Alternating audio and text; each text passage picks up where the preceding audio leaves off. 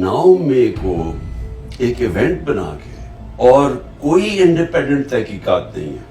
सारी दुनिया के अंदर, कोई हादसा होता है हमेशा उसकी इंडिपेंडेंट इन्वेस्टिगेशन होती है। एक तरफा बयान आ रहा है कि जनाब तहरीक इंसाफ ने सब कुछ किया, हमने जलाया, हमने अटैक किया, हमने फलाना किया, हमने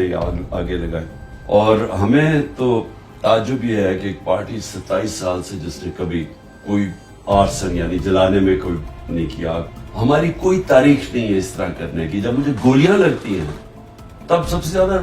रद्द अमल आना चाहिए था, तब भी कोई ऐसा नहीं हुआ। तो ये जो एक तरफा सरा हुआ है